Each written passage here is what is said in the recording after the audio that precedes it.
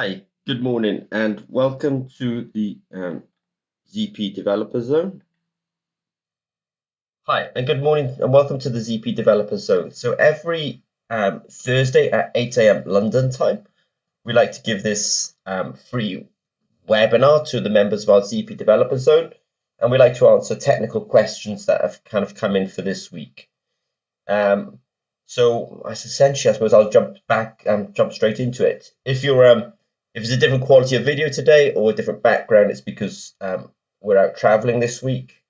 So there might be some glitches, but all the same, we're always going to do this webinar anyway. So let's go forward with the webinar. So we always do this kind of slide to kind of say, welcome to the ZP Developer Zone, and because you're here, we will cover the Academy. And I just want to say hi to Hitcham this week. Nice to see you. I also want to say we have the Academy.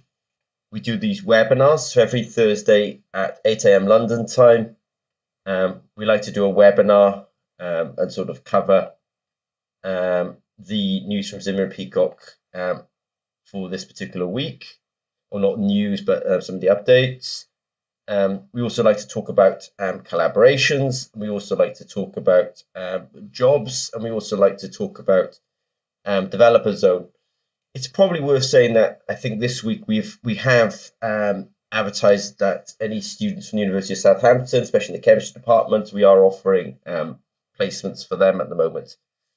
And we also do have a workshop. There's been a workshop being organised with Elsevier, which will take place in Spain, and that is going to be going ahead. I also just want to say good morning to Aftab. So thank you, Aftab, for joining us this morning. So let me go a bit quicker now. So today's topic, sensors for, and we had some, excuse me for coughing, we had some sensors for measuring heavy metals in water. So the inquirer was mentioning the word dialysis and mentioning water and mentioning heavy metal, so we will sort of discuss that. This one was really quite interesting, sensors for methylene blue detection. I mean, methylene blue is, as many of you know, I think Hitcham and Aftab will definitely know this, is used a lot in electrochemistry. We use it as a mediator, so we know it's electrochemically active. I haven't been asked in the past to come up with a sensor for methylene blue, but we have, so quite straightforward. And then there was also some inquiries about our cortisol sensor, which we can answer in a few seconds, not that long.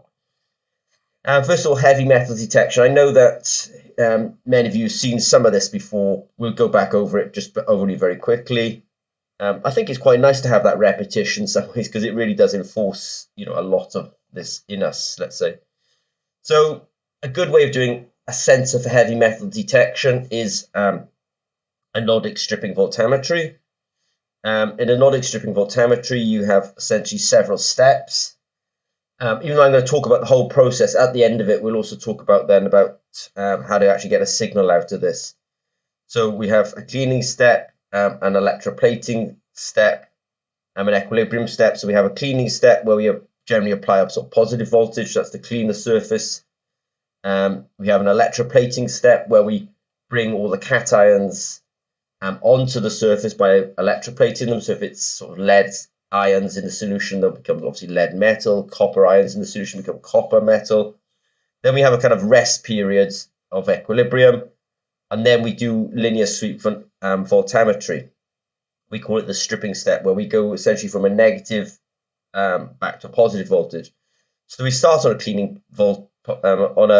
cleaning voltage which is positive. Then we do go to a negative voltage when we're doing the plating, and then to essentially we go from a negative voltage where all the metals are plated on the surface, and as we go positive, they essentially get reoxidized, and you can get a voltammogram that looks like this. I realize that the inquirer probably doesn't want to end with a voltammogram. They actually want to go on to actually get a signal and display a result, and that's really product development. And I can sort of touch on that a little bit in this webinar today, but I suppose in some ways we're talking about fundamental electrochemistry here, and then there's that sort of there's that part where you go from fundamental electrochemistry to actually something that somebody can really use. And that's what we call the user interface, the calibration and things like that. Thanks, Hitcham. I appreciate the comments. I'm very boring, but I will say it. I will put these links below the video as well. I realize I have to do that. So we have to talk about the hypervalue carbon electrode. I always think this is the best place to start in terms of quality of electrodes and cost of electrodes. And also, we've actually done this kind of work on the hypervalue carbon electrode. So this is a voltammogram of two heavy metals that are in solution. You can see one of the heavy metals, essentially, when we did the linear soup voltammogram, it oxidized at a voltage of about minus 0.75 volts, and then the second metal oxidized with a peak potential of about 0 volts. So that was a binary system of two metals. We went through the cleaning step, the plating step, the equilibrium step, and then we did the linear sweep voltammetry, and we did all this on the hypervalue carbon electrodes. The hypervalue carbon electrodes, I mean, they're such a utility tool for us. We use them all the time, everywhere. And I'm starting to become more persuaded by carbon. I used to sort of say it didn't matter if you use platinum, gold, or carbon, but the prices are going so high, on these precious metals now, that actually carbon is a good material to use. And the nice thing is the data for this heavy metal detection was actually done on those hypervalue carbon electrodes. I think we're starting to sort of think about how we can actually support people a lot better. So to do this kind of work, if you want a sort of low cost entry, then you need hypervalue electrodes, you need the potentiostat, and you need the Joule. Now this is the people who are inquiring here are commercial organizations, so the sort of starter kit is about 949 euros.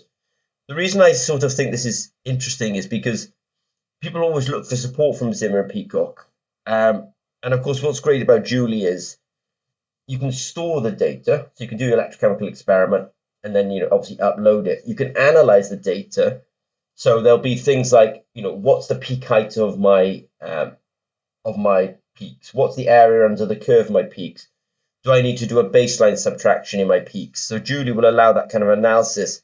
And then if people are looking for technical support, either from colleagues or from Zimmer Peacock, then it allows you to essentially invite us to the data. So you don't have to email across this data. You can actually just sort of share it. So we're starting to basically give away the potentiostat and the hypervalue electrodes with Joule, because I realize that everyone needs a little bit of help when it comes to electrochemistry. So Joule is a great way of storing, analyzing, and sharing with ZP. And then the hypervalue electrodes and the potentiostat we're just going to give away essentially with Joule. Now the kind of workflow, when I say workflow, I should have really said experimental numbers. It's quite interesting that if you want to do one heavy metal at 3 concentrations, and you want to kind of get a sense of a calibration curve, that's kind of 3 experiments. If you want to do 2 heavy metals at 3 concentrations in a binary system, then you're talking about 9 experiments. Once you want to start doing 2 heavy metals at 3 replicates at 3 concentrations, you're talking about 81 experiments.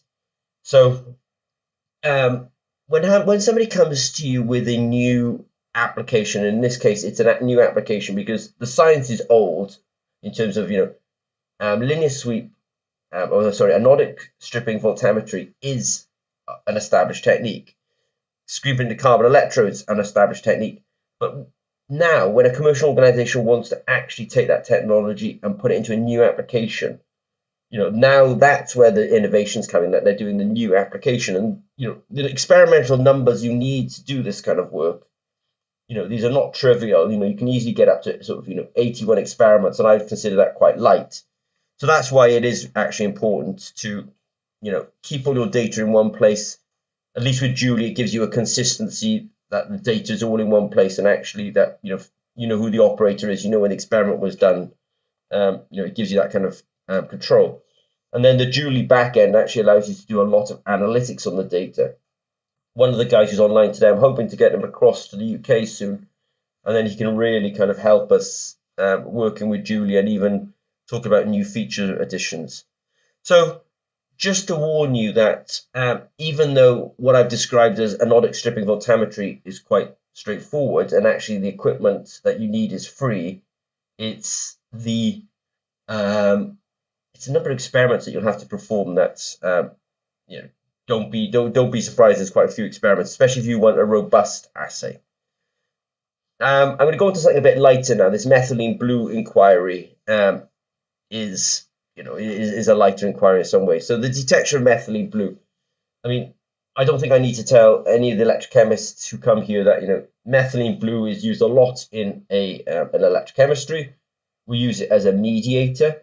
It's often used to mediate reaction between electrodes and dehydrogenases. I think in this inquiry they actually want to detect methylene blue, which is super interesting. Methylene blue, it has a lot of aromatic rings, it has a lot of conjugation, so you sort of immediately know that it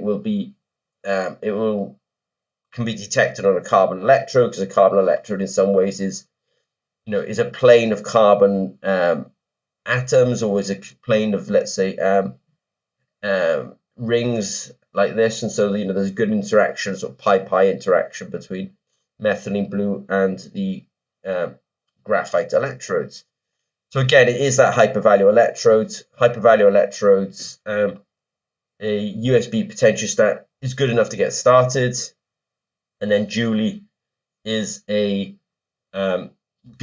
it's a place to really, again, store the data, analyze the data, and share the data. The experiment that this person will have to do is a little bit different. They'll have to get the data up to Julie, and then they'll have to do things like baseline correction and sort of either look at the peak heights and say which of these peak heights, either my oxidation reduction peak height is most strongly correlated with methylene blue, or look at the area under the curve. But I would use Julie, because then you can sort of get your data, crunch it, and try and find out in your solution, because essentially I think this person's doing basically doing cellular analysis. I got a feeling they are. That means that their solution is different from somebody who's doing blood analysis, or different from urine solution. So you do have to do some of that kind of, I'm going to call it calibration, before you can then go on to do the actual experiments. And so for this person, it's like you have to do the, let's say, the voltammetry on methylene blue, at which point you'll do it at sort of 3 concentrations, low, medium, and high. I've done it in triplicate here, so that's basically 9 experiments. This is a very simple way of doing a calibration, but just drawing a best fit line. So then when you use the sensors in your unknown, you will get a signal, and you can essentially use the calibration to tell you what the concentration was. Again, if you get into trouble, as long as you put in the data into Julie, we can take a look at the data and essentially help you out there. So I'm going to finally talk about cortisol this week. Cortisol is, I think the ZP is the only company in the world that actually makes a electrochemical cortisol sensor that's generally commercially available. So we've got some data up on our website. I think the concern was, what kind of solutions can this cortisol sensor be used in? So it's probably worth saying that this cortisol sensor, first of all, I should just say, in order to use this sensor, I don't need to tell HitchM and AFTAB this, but you need to put the solution on the tip here. So blank sensor, put the solution on there. It has to go into a sort of a potentiostat type instrument that we were showing earlier on. The instruments, in fact, we were showing earlier on would work here. And what we're saying here is, it's actually a derivative. What we're showing on the website is actually a derivative of this sensing system. So this sensing system is a sensor here. It's a wire sensor. We have a set of electronics here. We have a transducer here for sending the data. And this sensor is actually designed for continuously monitoring in fish.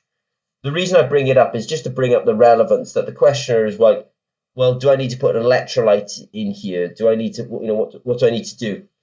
As long as you're generally working with biological samples are mostly water-based.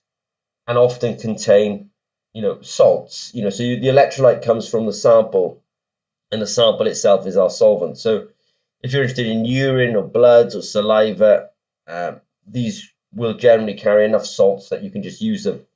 And as an example, the sensor that we're selling on the website is actually a derivative of the sensor that we use for continually monitoring in fish.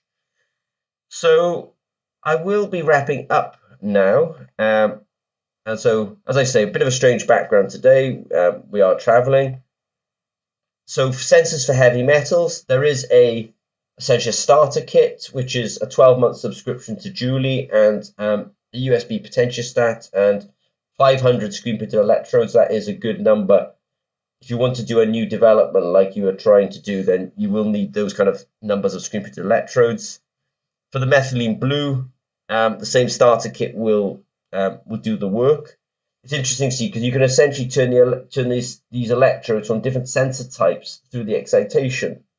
If you put a carbon electrode into water and you do anodic stripping voltammetry, then you will be detecting the heavy metals. If you take the carbon electrode and put it into a cell sample and you use cyclovoltammetry and you set the parameters so that you can only see methylene blue, then you become a methylene blue sensor. And that's really the power of electrochemistry, that it's only the change in the excitation which actually then allows you to move into different applications and even different analytes. And I do find that very powerful with electrochemistry. And then finally, with the cortisol sensor, it's an unusual sensor because I think it's the only one on the market at the moment. It was designed for biological samples. I always have a suspicion that when people come to us for biological samples, they're always talking about sweat anyway. And things like sweat have their own electrolytes in them anyway. So that's it for this week. Thank you to Aftab and Hitcham for attending, guys. Hopefully see some of you in Coventry soon enough when we sort that out. And I want to say take care and have a good day. All right, take care, guys. Bye-bye.